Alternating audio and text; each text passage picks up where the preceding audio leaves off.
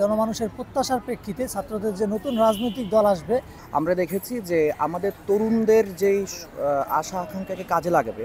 প্রিয় দর্শক, আমি এই মুহূর্তে আছি ঢাকা বিশ্ববিদ্যালয়ের কেন্দ্রীয় লাইব্রেরির সামনে। এখানে ছাত্র তরুণদের নেতৃত্বে নতুন রাজনৈতিক দল গঠন করার জনমত চলছে। আমরা তো অবশ্যই সুষ্ঠু সুন্দর বাংলাদেশ দেখতে যাচ্ছি, কিন্তু এখানে শুধুমাত্র নতুন একটা জিনিস আসছে।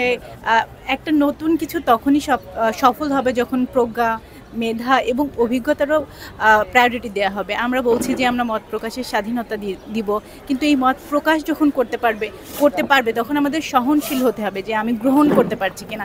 আমি চাইবো যে নতুন দল আসছে তারা সকলকে তাদের মত প্রকাশের স্বাধীনতা দেওয়ার পাশাপাশি যেন সহিংসতা না হয় সেই বিষয়গুলো খেয়াল করবে।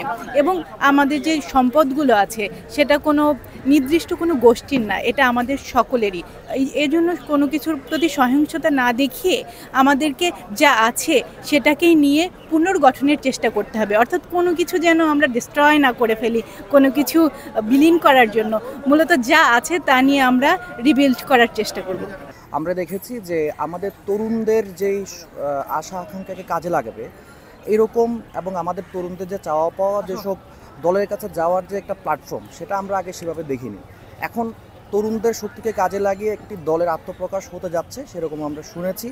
এবং সেই ধরনের আশা আকাঙ্ক্ষা যারা প্ল্যাটফর্ম, মানে আমাদের আশা আকাঙ্ক্ষা নিয়ে যারা কাজ করবে তাদেরকে কাছে আমাদের আশা আকাঙ্ক্ষা জানানোটা আমাদের দায়িত্ব বলে মনে করি।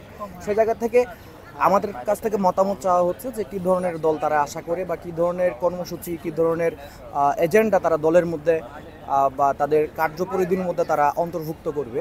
সেই জায়গা থেকে আমার কাছে যেটা মনে হয়েছে, আমি একজন তরুণ হিসেবে, বিশেষ করে একজন চাকরি প্রার্থী এখন আমি, সেই জায়গা থেকে আমার চোখে, আমার লেন্সে যেভাবে একটি দলকে আমি আশা করব সেই মতামতটা আমি দেওয়ার চেষ্টা করছি। আমি আব্দুল্লাহ মোহাম্মদ তানভীর, ঢাকা বিশ্ববিদ্যালয়ের শিক্ষার্থী এবং আমি বৈষম্যবিরোধী ছাত্র আন্দোলনের সমাজ কল্যাণ সেলের একজন সদস্য। আজকে আমাদের যে কর্মসূচিটা হচ্ছে আপনার চোখে নতুন বাংলাদেশ।